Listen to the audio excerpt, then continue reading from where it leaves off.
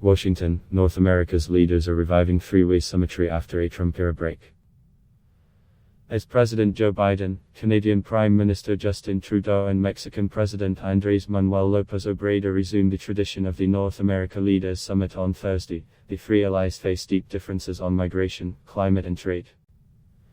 There's not that much in common between them, at least in their vision for what they want for their countries, said Kenneth Frankel, President of the Canadian Council for the Americas. Not just what they want for their countries, but what they can deliver for their countries. Thursday's meetings at the White House will be the first trilateral get-together for North American leaders since a June 2016 gathering of Trudeau, Barack Obama and Enrique Peña Nieto in Ottawa. The gatherings took a hiatus under President Donald Trump, who feuded with Trudeau and Nieto during his tenure. Biden has made some progress in repairing relations with U.S. neighbors after the turbulent Trump years.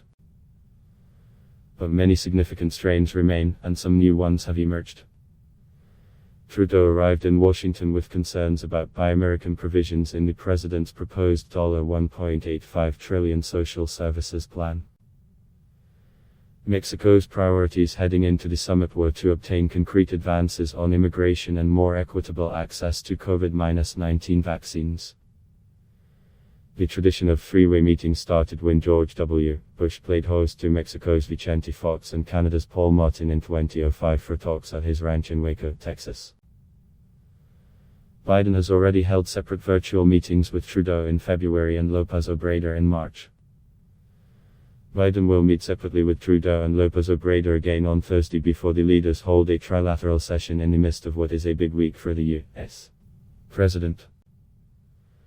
Biden signed a $1 trillion infrastructure bill into law Monday, held a virtual summit with China's Xi Jinping that night, and traveled over the next 2 days to promote provisions in the big spending deal. He's also trying to push through his social services and climate spending plan. There are growing concerns in Canada about a provision in the spending plan that would offer U.S. consumers a $1 tax credit if they buy electric vehicles through 2026. The following year, only purchases of electric vehicles made in the U.S. would qualify for the credit. The base credit would go up by $1 if the vehicle was made at a U.S.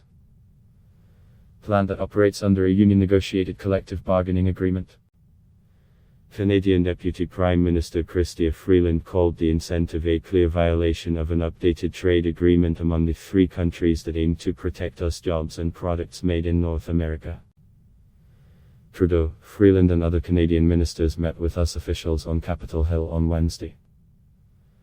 And Canadian Foreign Minister Melanie Joly said she raised concerns about the electric vehicle provision with Secretary of State Antony Blinken last week. Freeland said that for Canada, job one here in the U.S.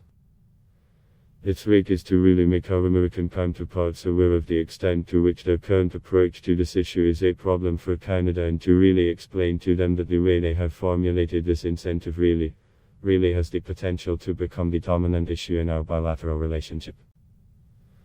White House spokesman Chris Maher said the electric vehicle tax incentives are an essential part of Biden's push to link efforts to curb climate emissions with job creation in the U.S. The U.S. and Canada, meanwhile, have expressed frustration that López Obrador has failed to get on board with global efforts to curb climate emissions. The Mexican president skipped this month's UN climate summit in Glasgow. López Obrador's government, for its part, once promised U.S.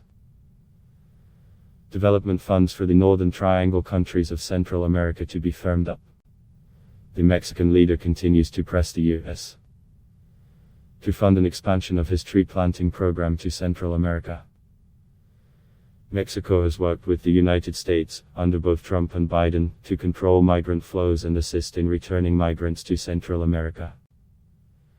The two countries are still negotiating the court-ordered re-implementation of a Trump-era policy known as Remain in Mexico, which forced asylum seekers to wait out their U.S. asylum process in Mexico. López Obrador has also mentioned on multiple occasions his interest in the US government expanding its temporary work visa program so more Mexicans and Central Americans can fill the demand for labor in the U.S. The temporary workers in turn could have access to the higher pay they seek in the U.S. without becoming part of the illegal immigration flow. Arriving in Washington on Wednesday, Mexico Foreign Affairs Secretary Marcelo Ebrard said his government would focus on three issues: the pandemic, economic integration, and immigration. On immigration, Ebrard said Mexico would try to rally support for two of López Obrador's signature social programs, tree planting and youth job opportunities, to reduce the push factors of migration. Ken Salazar, the U.S. ambassador to Mexico, recently expressed serious concerns about the Mexican government's attempts to limit competition in the electrical power sector. Trudeau and Biden are also expected to discuss the future of an oil pipeline that crosses part of the Great Lakes and is the subject of rising tension over whether it should be shut down. Biden is caught in a battle over Enbridge's Line 5, a key segment of a pipeline network that carries Canadian oil across the U.S. Midwest. Michigan Governor Gretchen Whitmer, a Democrat and Biden ally, has demanded closure of the 68-year-old line because of the potential for a catastrophic rupture along a 4-mile section, 6.4 km, in the Straits of Mackinac, which connects Lake Huron and Lake Michigan. The Biden administration has not taken a position but is under increasing pressure to do so. Canada last month invoked a 1977 treaty that guarantees the unimpeded transit of oil between the two nations. Adblock test. Why?